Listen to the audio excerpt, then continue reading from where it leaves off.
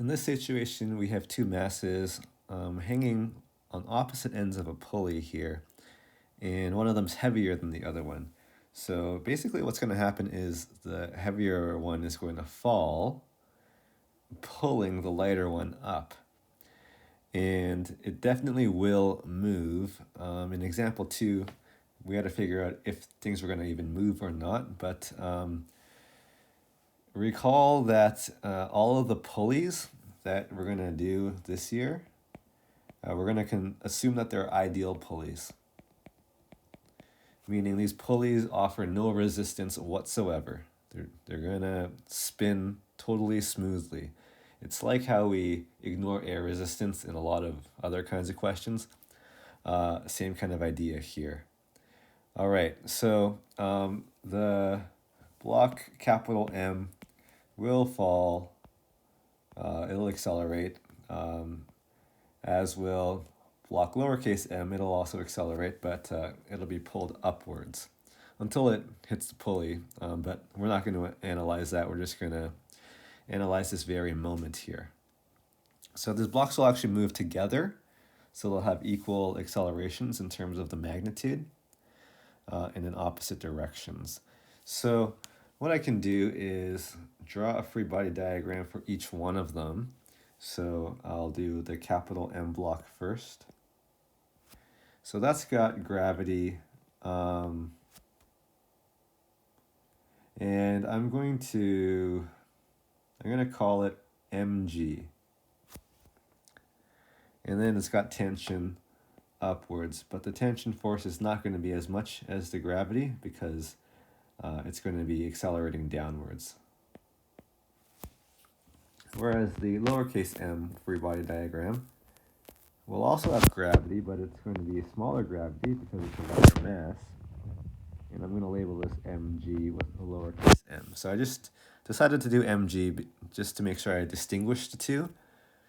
If I use fg for both of them, it may start getting confusing. And there's also tension upwards on this one as well. Now the tensions are equal. The two tensions are equal in magnitude because it's the same string. The same string means they have the same tension. Okay, so if I go and try to write an equation for each one of these, for the left one, I'll say that F net, and I guess I'll throw a subscript of capital M here just to be sure we're talking about this one. The magnitude of it is going to be the magnitude of the gravity minus the magnitude of the tension.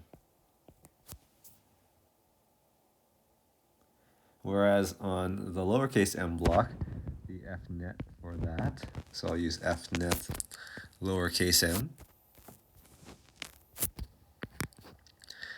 The magnitude of this net force, well, it's actually going to be upwards overall. So I'm going to take my tension and subtract my smaller gravity.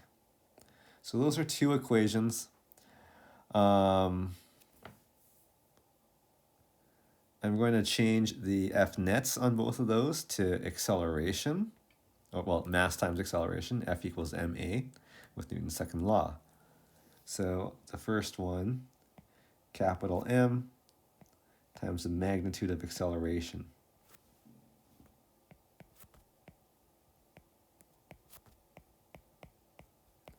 And the other one, it's getting a little crowded here. I'm just going to draw a line down the middle.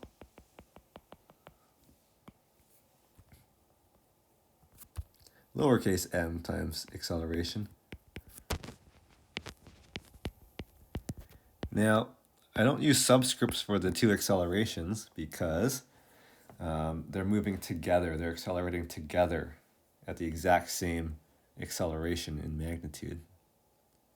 So this results in two equations in two unknowns. What's unknown are the acceleration values, which are the same, and the tension values are also unknown.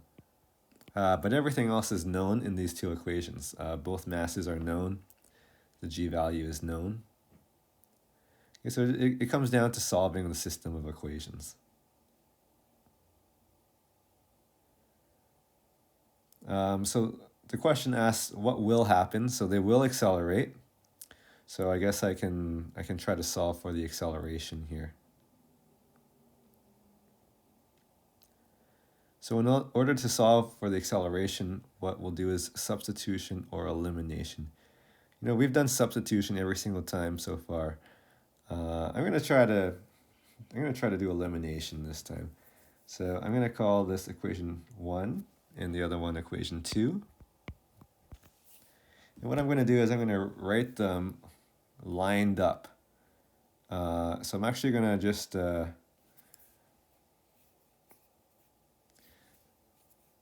I'll do that below. So here's equation 1 again.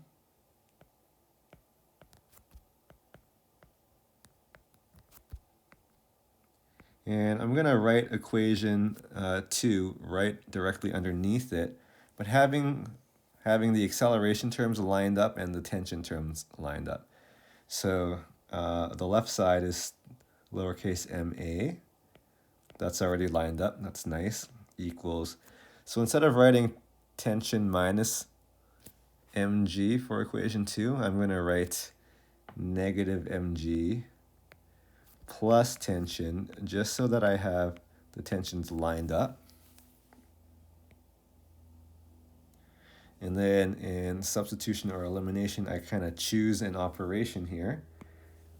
So what I notice is that I've got negative tension in equation 1 and positive tension in equation 2. So if I add these two equations together, so basically I'm getting, my result is 1 plus 2.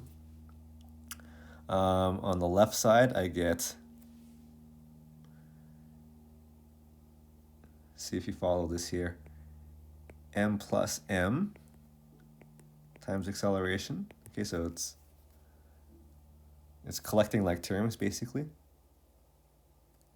And on the right side, I'm gonna have, well, capital MG minus lowercase mg is really just m minus mg. Again, it's like common factoring out a g in that subtraction. And then the last term, what's negative t plus t? Well, that gets eliminated. It equals to 0. That's why we call this method elimination. All right, so then my goal is to get the acceleration here. So it looks like I can go ahead and divide both sides by the total mass. Actually, you know what? I'm gonna go back a bit. I'm gonna just leave this as mg minus mg, because I want to make a point at the end here. Okay, so this will be mg minus mg over the sum of the masses. So the point I want to make is that if you take a look at this final equation here, which I'll just sub in the values and calculate that and then we'll be done. But taking a look at the actual equation, what is it basically saying? It's basically saying that the acceleration of these blocks can be calculated by doing the big gravity minus the small gravity, divided by the total mass of both blocks, which I could have done all of that. Like I could have, like I knew that, basically, is what I'm saying. I knew that right from the beginning, that if I just treat the two blocks as one system and try to ask how this entire system is moving, it's basically one force subtract the smaller force will be like the net force on the system, and then divided by the total mass, and that's just Newton's second law. The acceleration equals the net force divided by the total mass. But we came up with that, I came up with that a bit more formally by drawing the free body diagrams and writing out all of these steps. Okay, so I'll go ahead and fill in the values here.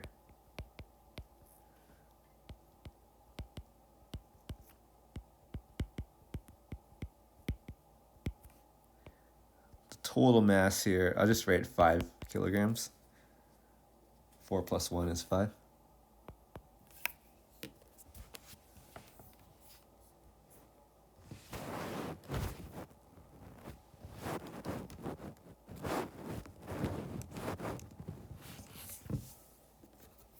Okay, so I'm getting an answer of 5.9 when we ran to 2 sig figs meters per second squared. And that's the magnitude of the acceleration. That's going to be down for the capital M and up for the lowercase m. If we wanted to, we could figure out the tension too. Like how tight is this string? We can just take our answer for acceleration, back substitute it into equation 1 or equation 2, and solve for tension. But question does not ask for that, so we'll just leave that alone.